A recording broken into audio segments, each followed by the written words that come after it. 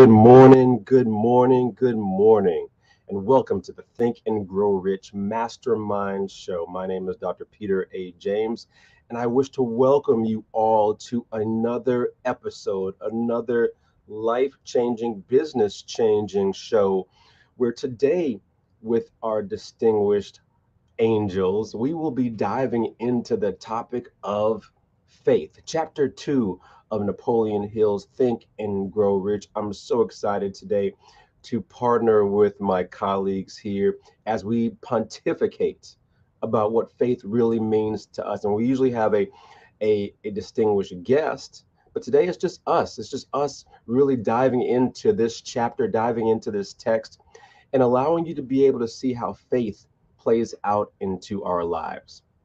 So let's go ahead and bring in our angels. No, none other, our first distinguished angel, Pegeen. Pegeen, good morning to you. How are you doing today? Oh, I am so happy to be here. I'm always happy when we all get together to discuss a topic. And today's topic of faith resonates so deeply in me. And I am a huge believer in the self confidence formula, which is Mm, in faith. And the reason that I'm a proponent of that is it's changed my life because I didn't know for a long time that I build faith in me. I mm, used to think that faith was something outside that I might get or like some divine was going to receive. But I, over time in the studying of this chapter, recognize that it's my responsibility to develop faith, and the self confidence formula that's in the faith chapter is a process whereby I gain faith in myself, mm. faith in showing up, faith that I can have what I want to have and do what I want to do, and I can get the job done with my faith, both in myself and the outcome. So I am very excited about this. I'm so happy that you're leading. I can't wait to get our conspirators together because this is going to be a dynamic morning. I'm so excited, Pegeen. I love what you said because after a while, when you're practicing this type of faith, it almost becomes natural. It becomes second nature. I'll tell you a little bit later on how it plays out for me. Um, and let's bring in our next distinguished angel, the leadership strategist, the whiskey jazz and leadership guru, Galen Bingham. Good morning to you, Galen, sir. How are you doing? Good morning. Good morning. I'm really excited about this conversation, and I don't know if my process is any different than yours, but I've read this book several times. But Mhm. before we go on for a topic or a chapter, I kind of reread my notes. I kind of reread the chapter, and man, every time something comes to light that wasn't there before, right? Although I've got underlines and highlights, I was really taken by this idea of faith being an emotion.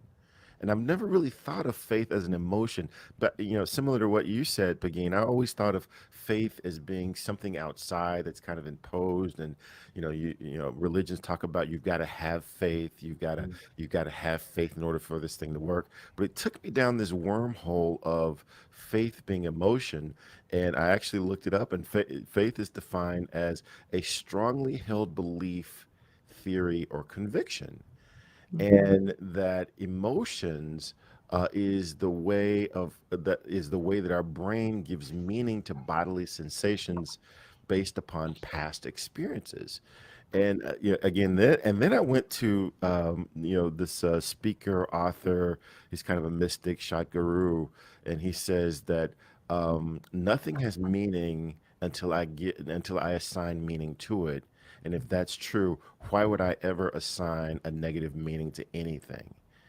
So for me, that just really highlights how we get to choose our emotions. As a matter of fact, again, to borrow from you, Pagine, it's our responsibility to choose our emotion. And when I've got to speak before a larger crowd that I'm used to speaking to, or a coach and executive that is in an industry that I've never been in before, I've got the ability to kind of hype myself up, get myself ready, and choose the emotion that I believe is necessary for what I'm getting ready to get into. Why can't we do the same thing with faith? We can choose faith, and I just can't wait to get into this conversation.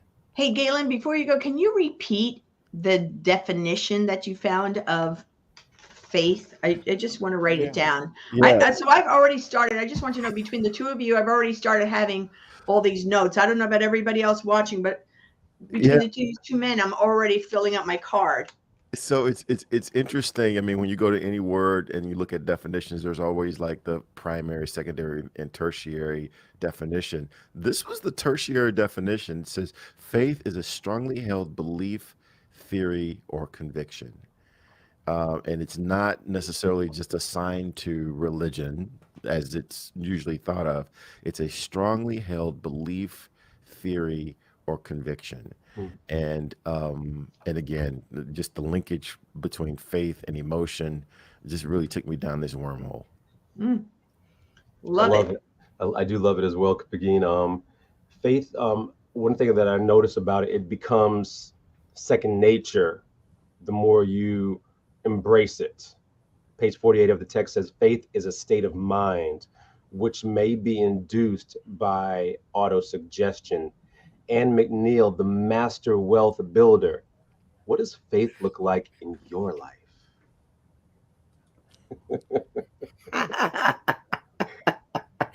This is what it looks like. I like that. I like that.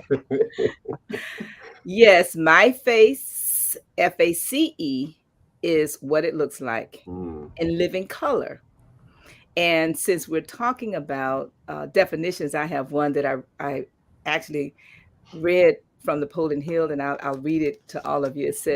He says that faith is a state of mind that mm, has been called the mainstream of the soul, through which one's desires, plans, and purpose can be translated into its physical or monetary equivalent.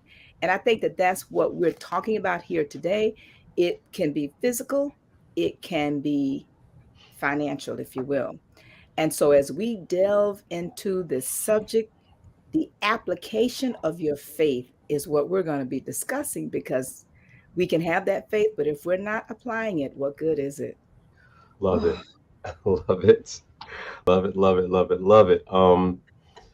Where do we even start for sure? Here's where I want to start from the text. And I'm a really big believer in these two sentences I'm getting ready to read.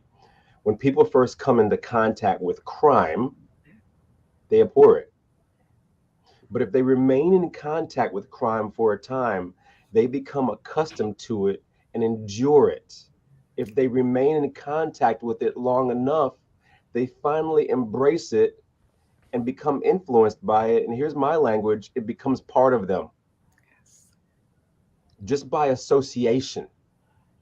Jim Rome says you are your average of your five closest friends. And even family. I'm going to add family because some people say I don't have five friends. Okay, well, your family also. What is their mindset like? What is their trajectory? What is are they thinking next level? So I'm going to go around the room here and begin to ask us about what faith looks like in your life, personal life, but I'm also going to ask about what it looks like in your business life, because these stories are going to be impactful on so many different levels. But before we do, let's make sure the audience understands about this text a little bit more in depth. And Anne McNeil, do you mind introducing this text to our audience? Well, I like to go to the text when we're talking about the introduction.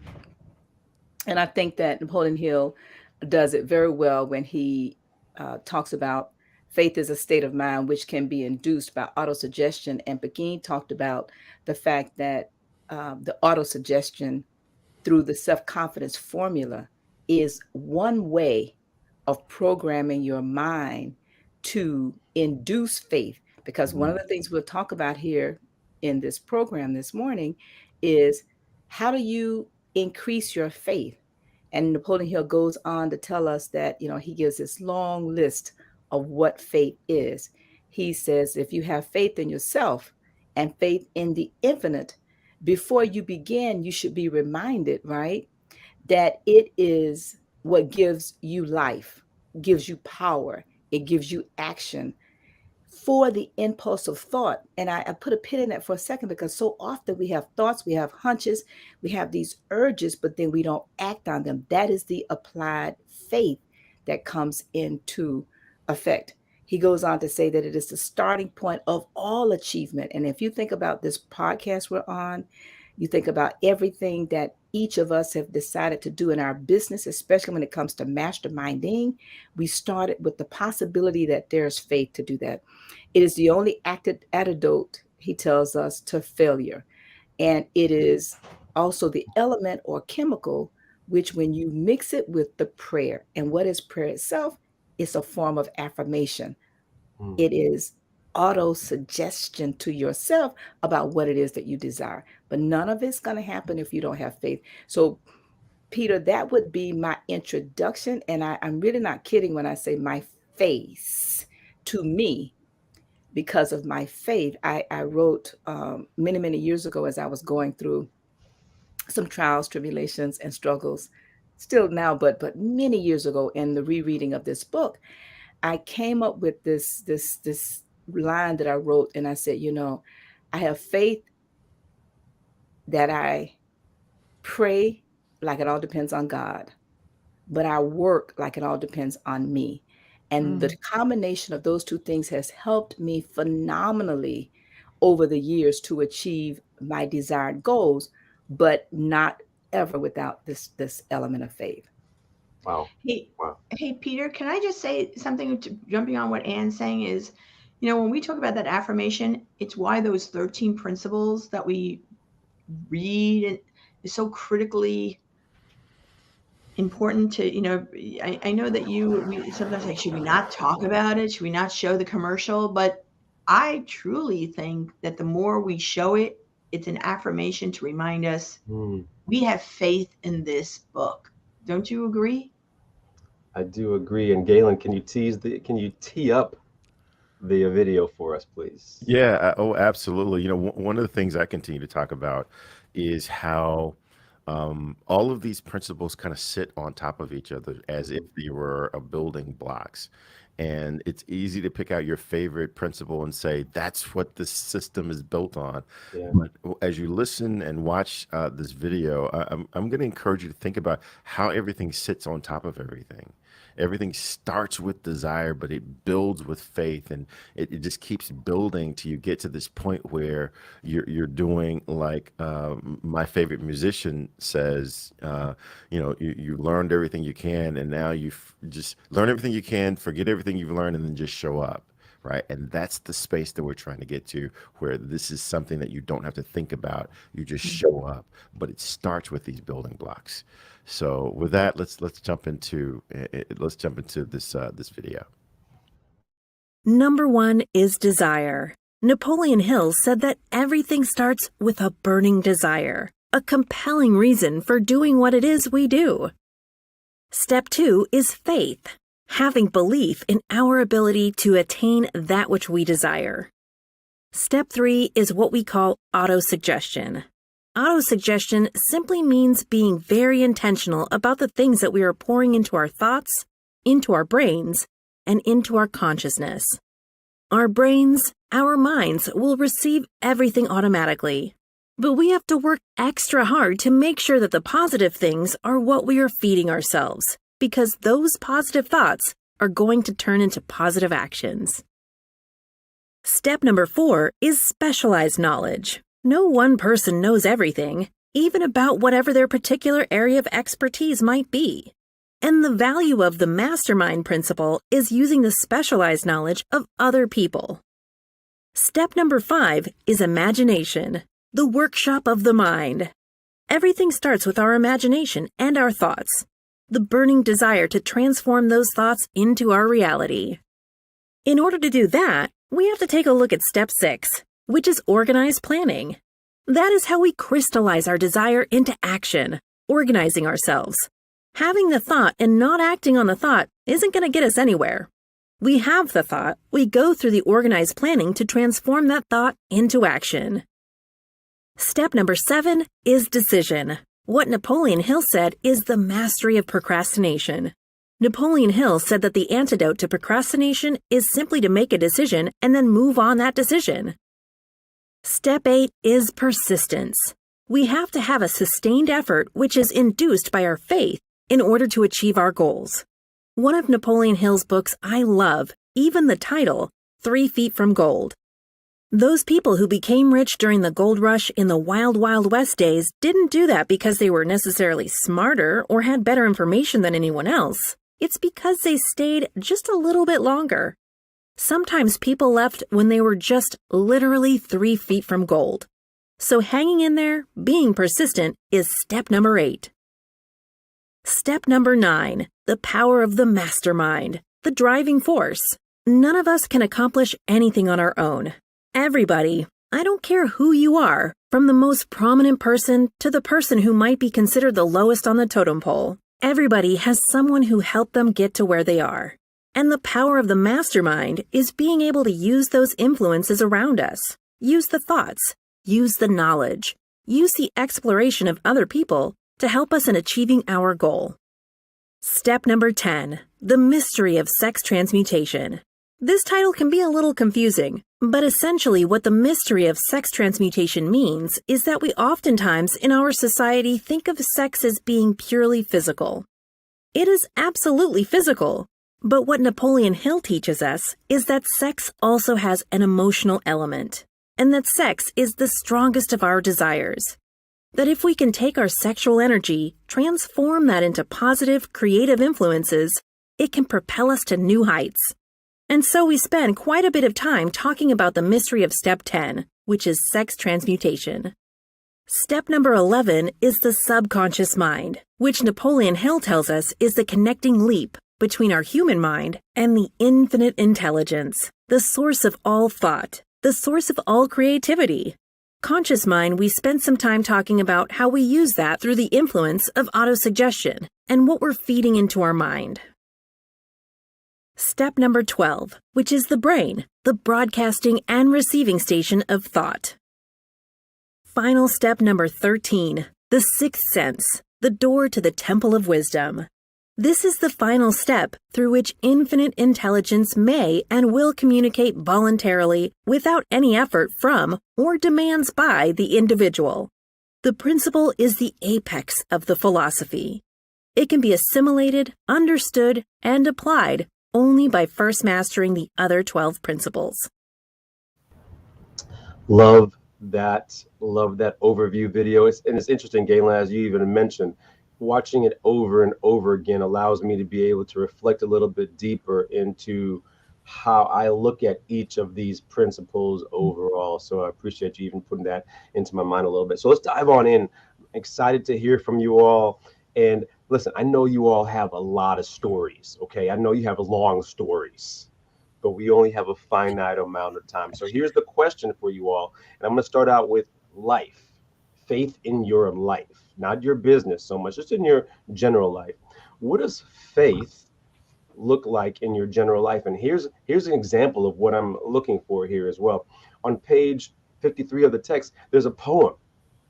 It says, I'm not going to read the whole thing. I'm just going to read the first and last verses. And then I'm going to let you know how it plays out in my life. And then Pagine, I'm coming to you first. If you think you are beaten, you are. If you think you dare not, you don't. If you like to win, but you think you can't, it is almost certain you won't. Napoleon Hill finishes off with, life's battles don't always go to the stronger or the faster man, but sooner or later, the man who wins is the man who thinks he can. How that plays out in my life is this, and this is a little bit unique path here, but I don't get sick. I don't catch colds. And literally, I live in Chicago where it's freezing right now, but I haven't gotten sick. Probably the last time I remember I was sick was probably 2007, 2008 when I first got to Chicago. I believe in my mind, I tell myself that I'm not getting sick. I'm not going to get sick. Now, don't get me wrong, it has become a part of me so much so that I don't even think about it enough or much, but it just doesn't happen. We're still in the midst of a pandemic. So don't get me wrong, this is not by knocking anyone else who is watching and what you may be going through or who you know may be going through. I'm just talking about Peter James and my experiences and my reflection on how this faith has played out in one area of my life. And there's other areas, but I'm just giving one specific example. Pegeen, what is an example of how faith may be impacting you in your general life? Boy, this is a great question. And so many stories were coming up in my mind as you were talking about, so I'm going to two very short things. One to tie back to you. I was raised by a single mom, and in our house, from the time I was little, we were not allowed to get sick. It's all in your mind. It's all in your mind. You are not sick. You're going to school. And literally I don't know if we were sick, but she sent us to school anyway because we weren't. I was more afraid of her than I The was sickness. Hey, Mom said I'm not sick. Mom said I'm not sick. Yeah, the other thing, but the thing that as you were talking, there's so many things that are flowing in my mind, but I live by chance, CHANTS. And for years, many people knew that I had a chance that I lived by to keep me focused on where I wanted to go. And it was be feisty, be fearless, be focused, have fun. And I said this chant to myself for years and years and years to give me, and it was very specific about why I chose this. One is I could remember it, right? And I could stay focused on it. But what it was be feisty. Gave me the courage to ask for the things that I needed to ask for, to show up in the places that I didn't think I was worthy of. But I was still going to show up because I was feisty enough to say, move out of the way, I'm here. It was really important, right? Be feisty, be fearless was built in me the blessing that this energy, this source would give me a message, a clarity of just go. And it's kind of like being on the edge of a cliff and they're saying, go, go, go, go, go. And you go. So be careful who you hang out with. I chose to hang out with my higher source who would say, go, go, go, go. And most of the time it worked out really, really well. So be feisty, be fearless, be focused. This was huge for me because I could jump around a lot of different places, but the be focused was choose my lane. What kept on coming up for me? And of course, for me, it was working with women, but not any women. It was working with what I call Jedi women, the women who have this yearning, this they can't get it out of them. So, but the be focused reminded me who my people are, because it's really easy to go, oh, look at over here, oh, look at over there. The focus kept me thing, right? Be feisty, be fearless, be focused, and have fun was something that I needed to remind myself that joy and happiness and giddiness and enthusiasm is critically important to success. And so I wrapped it into this chant, which gave me tremendous faith. And can I share one way of how I did this? What happened? Every single person in business hits a wall. I don't care who you are. You're all going to hit a wall. It's horrible and it feels terrible. And I hit a wall and it was pouring out. It was pouring. It was awful.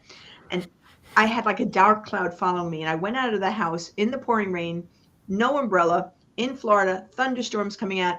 And I went with my fist. I looked like one of those movie stars. I going, This is not going to get me done. You think this is getting done? You forget who I am. I'm feisty. I'm fearless. I'm focused and fun. So move out of the way because this is happening. I don't care. And I'm crying and the rain is crying. And I'm like, no, I'm feisty. I'm fearless. I'm focused. I'm fun. I'm flourishing. Just get the job done. And I will never forget that day because shortly afterwards, everything changed for me. But that was faith. And I love how you said it, Anne, faith in action. Mm, love it. Love it, Pegeen. Galen, faith in your general life, not business yet. We'll go to business in just a second. Yeah. Very similar to you, Peter. I do have that same thing about I don't get sick. I don't see the benefits of getting sick. I don't understand why everyone's doing this because I don't see the benefits. But the other thing that is probably most prominent, this is actually one of the first one-on-one conversations I had with Ms. Ann. Um, there is supposed to be a parking space for me near the front door of any store that I'm getting ready to go into. And I don't understand why they don't just put a sign up that says reserved for Galen Bingham. And I'm not talking about driving around the parking lot for hours and hours until someone leaves. No, what store we're going into?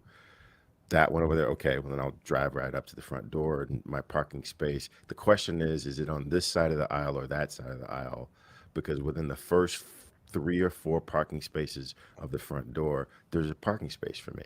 And it's even gotten to a point where my wife knows, and she started saying, "There's your parking space," right? Because they know that that's what's supposed to happen. And if by chance I happen to be in a different city or a different part of the world and they're not familiar with the rules by that store and there's no parking space, I actually get indignant because what is this? Where's my parking space? Because I've got this belief that there's supposed to be a parking space for me near the front door of any store that I'm going into, and I don't care what time of year. I don't care if it's Christmas. I really don't care. There's supposed to be a space for me, and that is just an example of something that I can't explain it. I can't describe it. I don't know why it's true. It seems unfair that other people don't have their parking spaces, but I have mine, right? And the one of the first conversations I had with Miss Ann, I don't know if she remembers it. I was telling her about that, and she listened politely, much like she's doing now. And then she brought it back to Think and Grow Rich, and she brought it back to my business, and she said, "Now we need to just have that same kind of faith about other parts of your business, other Mm, parts of your life." And I never really even thought about it that way. I just thought about there's supposed to be a parking space for me near the front door. So for me, that's an example. I love that, Galen. They didn't get the memo when there's not one in Europe or something like that, right? Yeah, it takes a while to kind of go Yeah. across the continent. Might got lost in translation or I something get like that. Yeah, I get that. right. Ann McNeil. Listen, I know this you exude Think and Grow Rich for sure. But what is faith? Let us know what faith looks like in your general life, your day-to-day life. Well, you are on mute though. Yeah, when you asked the question and you said personal, the first Yeah. thing that came to me, and it might have been prompted by the poem that Begin mentioned Hmm. about, if you think you're beaten, you are. If you think you dare not, you don't. If you like to win, but you think you can't, it's almost certain you won't. If you think you'll lose, you're lost. For out of the world we find success begins with the fellow's will, is all in the state of mind. If you think you're outclassed, you are. You've got to think high to rise. You've got to be sure of yourself before you ever win a prize. Life's battles don't always go to the stronger or faster woman. But sooner or late, the woman who wins is the woman who thinks she can. And as a personal story, I had a situation in my life, I keep saying this, a number of them, that I was going through. And I start reciting that out loud in connection with what we hear about the faith chapter principle of autosuggestion repeating. And at the time, my grandson was about 6, not quite 7. And I remember because first grade going second. And then he started reciting the poem, but he's also reading the book. He started reciting the poem. So I decided, maybe about a year into this. Now there's almost about 10 years between him and Ione, which is our second daughter. And at 12, somewhere around 11, 12, 13 in there, as she started learning how to invest and how to analyze stocks, she started speaking. And I started requiring that he would introduce his aunt by reciting that poem. Every single time any of us had to speak, he had to recite, even myself, he had to recite that poem as an intro to us. And so thank you so much for that, Bakeem, because I'd totally forgotten about that.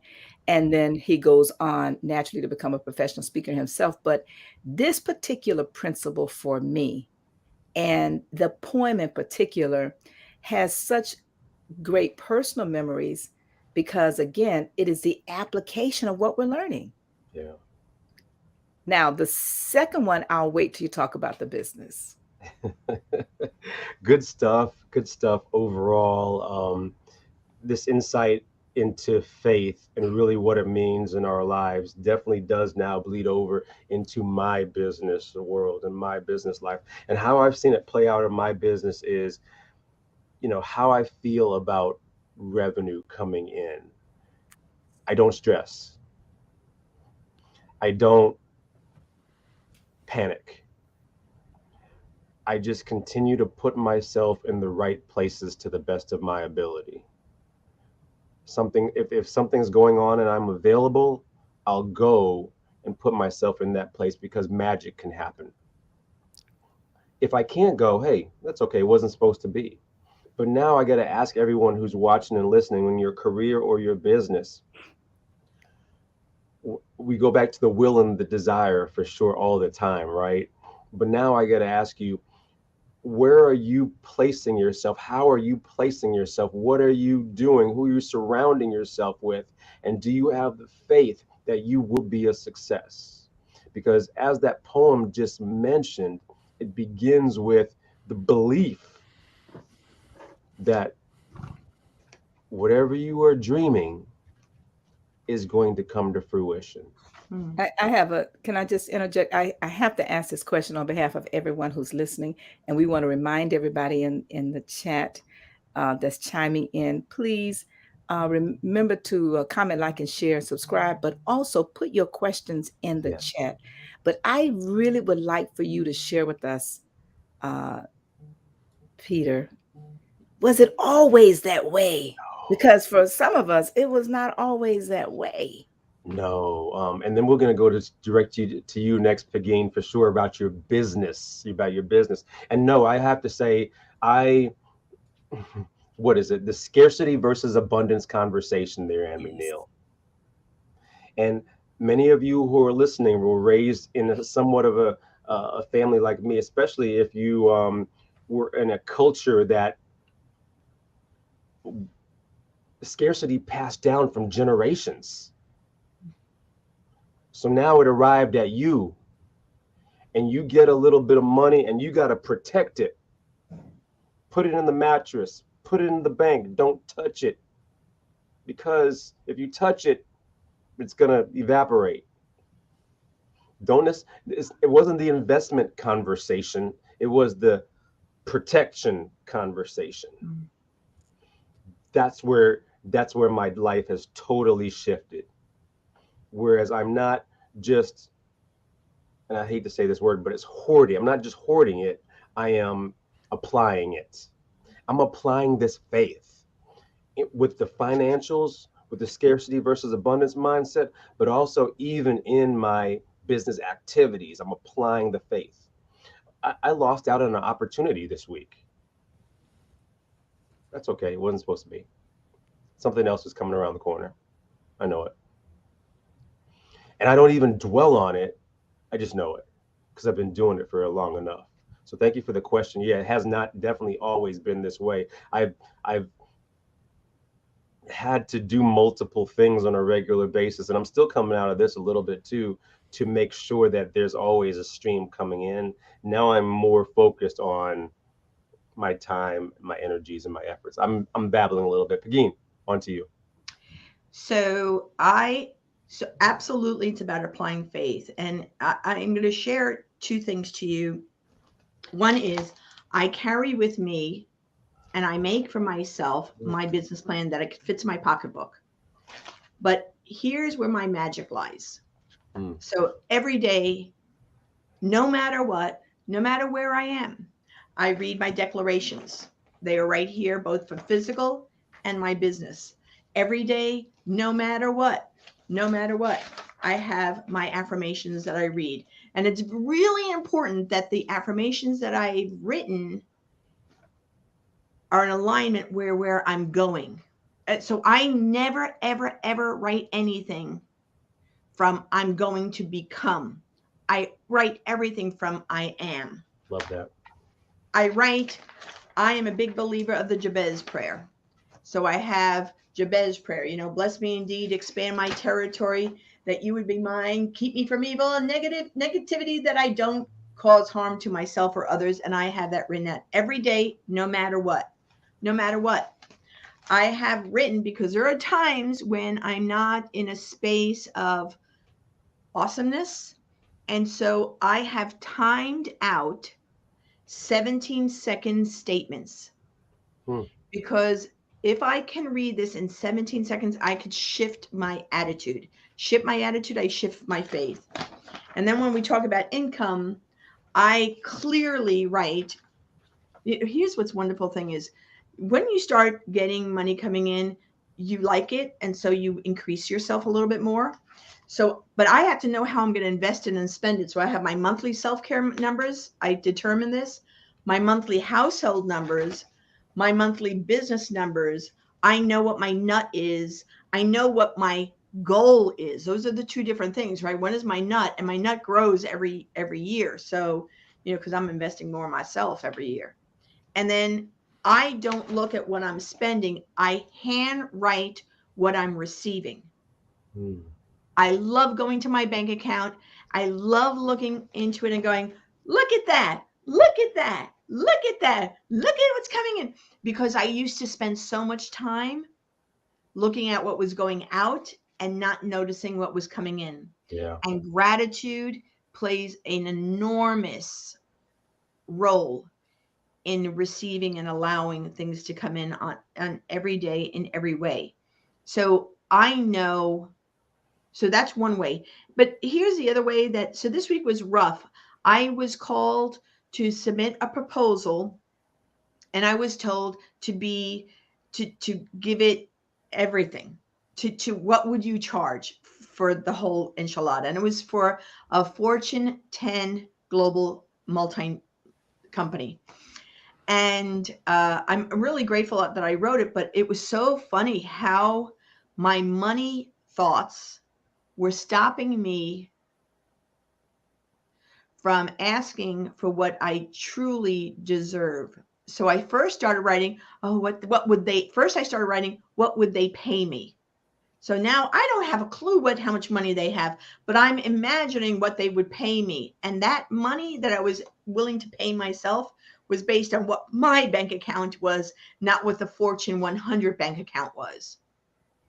And so I had to go and call people and ask advice.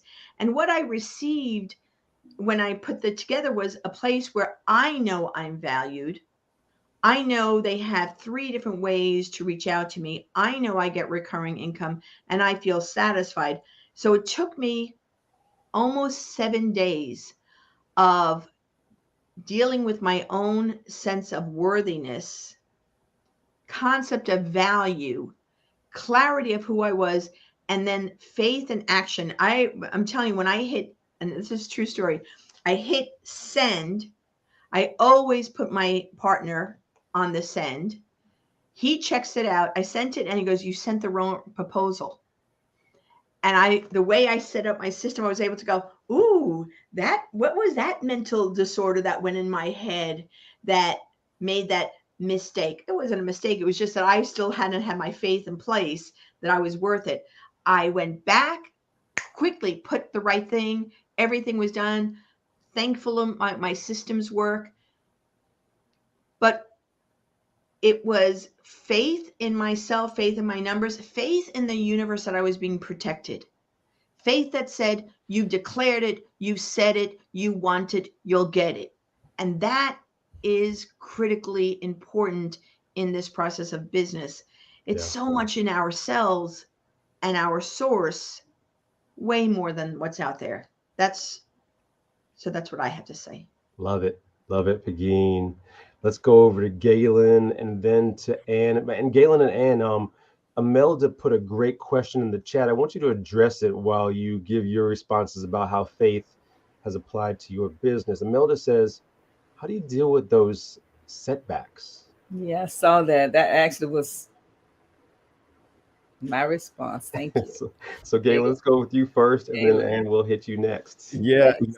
when we landed on your question before I get to Imelda's question, I was thinking about a podcast interview that I was part of last week. I was on great podcast. What is innovation? And it's led by a good friend of mine, Jared Simmons. And so he asked everyone at the beginning, what is innovation? And then you spend time kind of explaining your answer. My answer, and Miss Ann, you may chuckle, I said that innovation is creative or synthetic imagination that enhances value. And we kind of broke that down. Obviously, that was a big part of that is from Think and Grow Rich. But how I bring that back to this conversation is we talked about how synthetic imagination really pulls from what's already been. And many companies, many executives, they prefer synthetic imagination because you can find white papers, you can find other companies that have done things. It's easier for you to predict and project return on investment because you've got something to pivot from. Whereas creative imagination is just following your gut. It's kind of hard to find a white paper on this hunch that you got. And I made the case that creative imagination will give you oftentimes the same benefit as synthetic imagination. It's just that creative imagination, those benefits typically come faster, right? And so in that conversation about how does this impact my business, I think when I'm working with my team, I give them a lot more latitude because I don't believe that there's anything that they can get me into that I can't get out of if I needed to. They can't, I don't know, and there's this developed confidence that I have in my business that there is no idea that they could bring me that if we decide to follow it is going to make such a devastating impact on my business that I can't fix it if we need to. And therefore, I'm playing with more creative ideas rather than just relying on the tried and true. And so, again, that's just an example of where I've just got this learned faith in myself because of the catalog of experiences that I've had, because of the things that I've totally screwed up because of my own boneheaded actions, and I've found a way to get through it, that I don't believe that my assistant, I don't believe that my marketing executive, I don't believe that my colleagues can get me into anything that I can't find a way to make that be positive. And I see Wyman Wimbush in the chat, just a great leader himself. And I'm going to rely on you to give me the scripture. Post Wyman, I want you to post the scripture that I'm going to reference here. I know that Miss Ann is going to have the scripture. I don't know scripture references, but Wyman, I want you to post it. One of the things that is always at the top of my mind is I believe that all things are going to work to my good as long as I love God and that I'm doing what is consistent with his will. everything's going to work out. I don't know how it's going to work out. Have no idea how it's going to work out, but that's not my job to know how. It's my job to do what I'm supposed to do, consistent with why I was put here on the planet, and just trust that it's going to work out. And if it doesn't work out immediately, it's because there's something that I'm not supposed to experience right now because something greater is calling. And again, I don't know how this works. I just know it seems to work for me. Can I ask a question of Anne and all this? Because I love what you say, Galen, but I really, can you talk about that? If you're not supposed to know how, what are you supposed to know? For me, I believe you're supposed to know what. You're supposed to know what you want. And if we take this out of scripture, I believe that the universe is about action. The universe wants to act. The universe is just this ball of energy that's just wanting to go different places. And if you are very, very clear about what you want the universe to deliver, it's going to start delivering that. But if you're not clear about what the universe wants to deliver, it's just going to start delivering a whole bunch of things because it wants to act. And my job, I believe, is to be very clear about what it is that I want, not how to get it, because I don't know all the ways to get it. I've got a couple of suggestions as to how this might happen, but I don't know everything. I just need to know what I want. What about you, Anne? Well, let me start with your question first, and then I'll go to the question from Imelda. Desire chapter answers the question.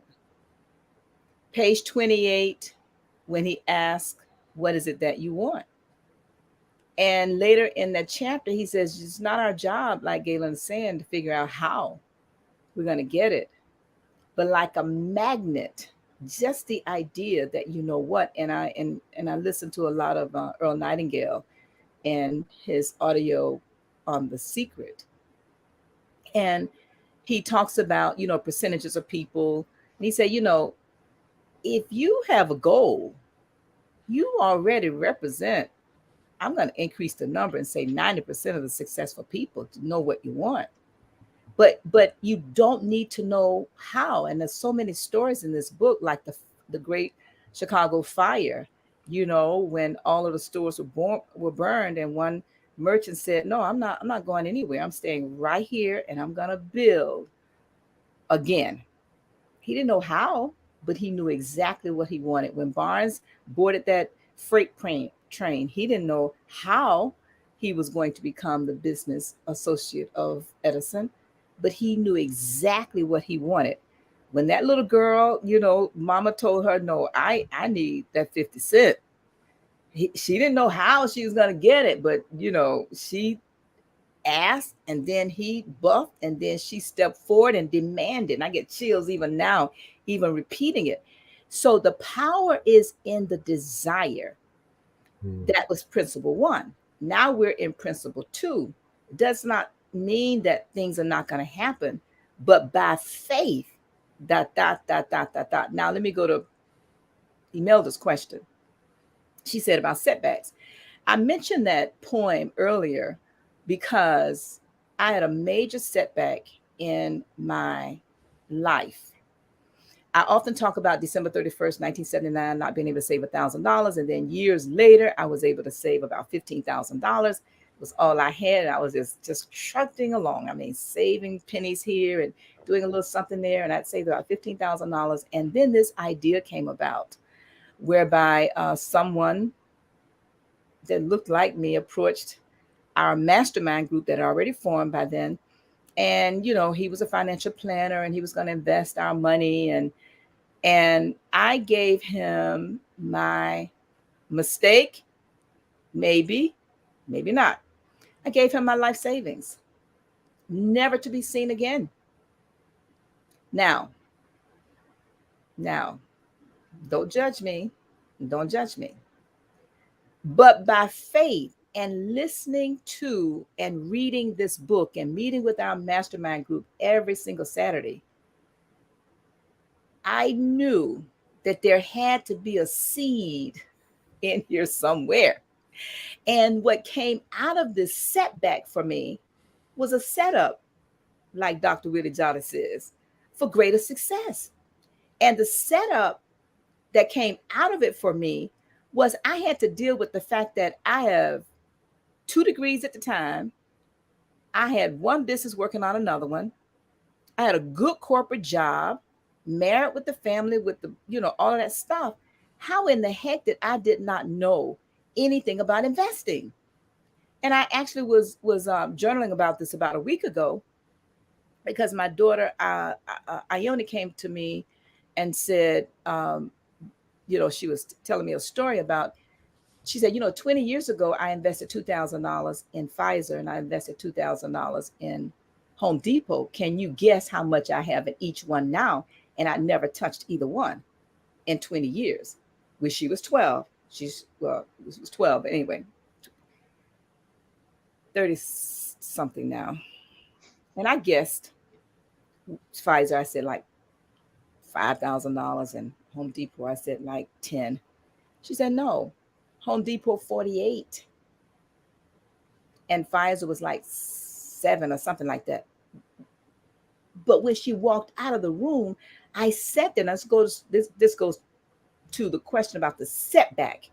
You see, nothing is a failure unless you quit. Mm-hmm. If I just, sat in that space, oh, he did this. No, he didn't do that to me.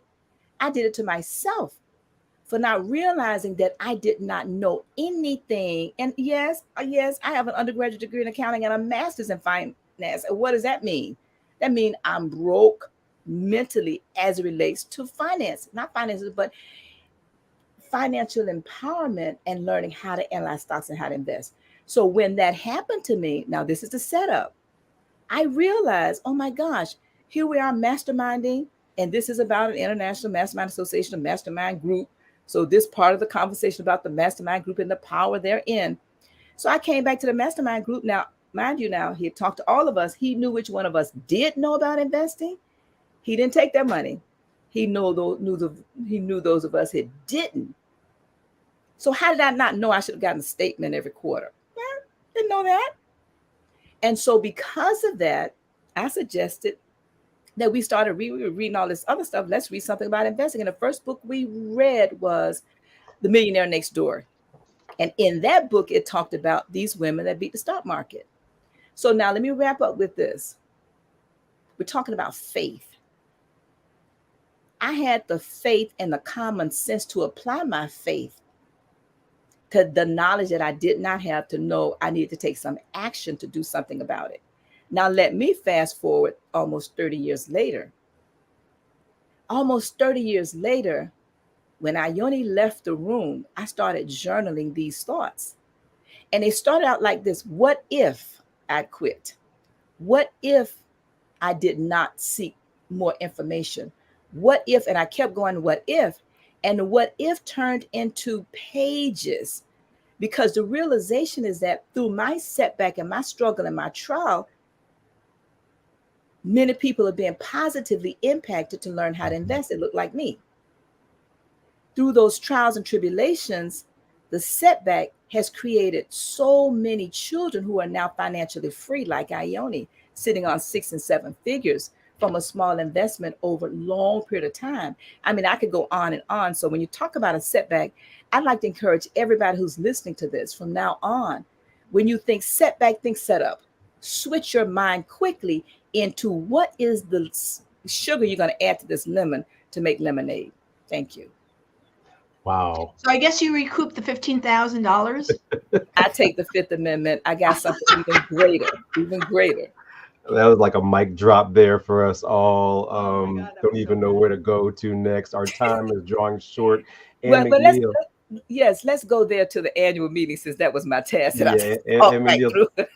Tell us really quickly about the annual meeting, and then tell us how we can stay in touch with you. All 3 things in a minute. Okay. Number one, if you are interested in our beta test, which we're doing as a part of this MasterMind association, Next Tuesday, you can join us by going to International Masterminders with an S.com/group mastermind. And you can register to join the conversation as we talk about the good, the bad, and the ugly of masterminding. That's one. Secondly, we would love to encourage you to join us in 2023 to review your annual report. But we want you to start now. Don't wait till the end of the year, right, Galen? Right, Peter? Right, right, Right now, right, right now. Imelda, and all of the other people who are Wyman, all the other people who are listening in. And we really want to send all of you love. You know, Facebook user, Imelda, Dr. Rubin, all of you, all of you that chime in, Monique, Imelda, and the reason I'm gonna get in trouble about trying to call names, but we want to thank you for chiming in. But please remember to subscribe. But go to internationalmasterminders.com and you can register for 2023. The investment right now is very low. It will go up progressively during the year. So I want to just remind us, please don't wait to register. And that is January the 6th and 7th at the Embassy Suites on Yamato Road in Boca Raton. Now, if you are interested in having greater clarity in your highest income producing areas of your business and your life, but only if you are interested, you can connect with me and go to annmcneil.com/coaching. Again, that's annmcneil.com/coaching. But only if you have a desire, you don't need to know how you're going to get there, to have greater clarity in your highest income producing areas of your business and your life. Back to you, Peter. Awesome, good stuff. We have a few minutes. Hey, folks who are watching, hang in there with us. We're just wrapping this up. Pegeen, one aha, and how do I stay in touch with you? The aha is I love this program. I know I'm a host, but I walk away with such faith and joy and focus and bring it on, world, because I'm ready to receive. So I love you. I love you all so much. And those watching, I love you so much too. And I don't use that word frivolously. It's my heart is beaming right now. And for those of you who, every single day you need something that's going to say, I'm on it, I'm growing, I'm there. You want to come to Pegeen.club. You want to join me at Pegeen.club every day. You are receiving some daily bits of brilliance, excitement, thrilling, motivation that's going to come to you in your ears. Go to Pegeen.club, $7 a month for over 30 days of inspiration, motivation, and education. Come on now. Go to Pegeen.club. Come on now. Okay, Galen, how do we give us an aha, and how do we stay in touch with you, Galen? Yeah, so the aha is really really based off of Imelda's question. Each year when I do my annual report and prepare for the annual meeting, I pick a member of my invisible board of directors to be the chairman for that upcoming year. This year it's Kobe Bryant. Last year it was Bruce Lee. And when I was researching Bruce Lee, I really got an understanding of the concept of the yin and the yang, because people often think of them as individual pieces. You think of negative things or setbacks as isolated incidents. And one of the things that it became clear to me is that they are both two halves of the same thing. They work together with each other. You can't understand good unless you've had something bad. You can't understand light unless you've experienced darkness. And the concept that drove that home for me is, if someone were to say, I'm gonna pay you $1 million when I flip this coin. I'll pay you $1 million if you can tell me how many times it's going to turn up heads. But if you get it wrong, you got to pay me $1,000. Who would take that bet? No one would take that bet. But if I said, I'm going to flip this coin and I'm going to guarantee you that 75 times it's going to turn up head, would you be willing to bet how many times it's going to turn up tails? Right? you're going to be more confident in making that bet because you understand one half of it. You understand one half of the equation, and therefore you're willing to project the other half. If I tell you that your setbacks are in equal proportion with your comebacks, and then I can tell you how many setbacks you're going to have, now you're going to be excited because you know there's got to be an equivalence. It might not be totally 100% equal, but I'm going to be in that same neighborhood of good things coming. And so now when I have setbacks, I get excited because I know the universe is planning to deliver something incredibly exciting for me. I just don't know what it is. I just don't know when it's coming, but I'm looking for it. How do, As far as how do we stay in touch with you, Galen? as far as getting hold of me, lots of different ways. I'm on LinkedIn, I'm on Facebook, I'm on Instagram, I'm all over the place. But the funnest way, the most entertaining way is to go to any podcast platform, plus Audible, plus Amazon, and type in whiskey, jazz, and leadership. We talk to incredible leaders from all walks of life. We talk about the whiskeys they drink, the jazz they listen to, and what it really takes to be an effective leader. I double dog dare you to try us just once. You actually can listen to conversations from Miss Ann McNeil. You can listen to season 1 conversations with Dr. Peter James. And I've got a treat for you coming very, very shortly in season 3, a conversation with Miss Pegeen. So we're going to hit you with all of it. I double dog dare you to try us just once. Good stuff. Good Hey, stuff. Peter, how do we find out about you? Absolutely. Yeah. Well, first, let me just say this too. For those of you who are watching, you know, I intentionally put myself in this sphere of experts, this way and that way, of experts to surround myself with. I'm intentionally doing that because it also helps to build up my faith, right? Who is that for you? And all 4 of us are identifying ways that you can begin to surround yourself or to continue to surround yourself with like-minded individuals who are on the right trajectory. Going back to the question from Imelda, listen, roadblocks, obstacles, and hurdles, they're going to come in life. It's a no-brainer. We're humans. The environment is the environment. Roadblocks, but the perspective I have is there's always a way through them, over them, or around them. All the time. There's always a way. And when I say roadblocks, obstacles, and hurdles, there's a lot. We're in a pandemic, political strife. We keep going on and on about stuff. There's always a way. What's your way? So my name is Dr. Peter A. James. Excited to be here with you all today. You can find me on any social media platform at Dr. Peter A. James. That's at DrPeterAJames or shiftyourmindset.com, where you can start to find some phenomenal tools to get you to your next level. Hey, folks, this was phenomenal. This was awesome. Thank you all for your time diving into the chapter 2 of Think and Grow Rich by Napoleon Hill, Faith. How are you exercising your faith beginning today? See you next week.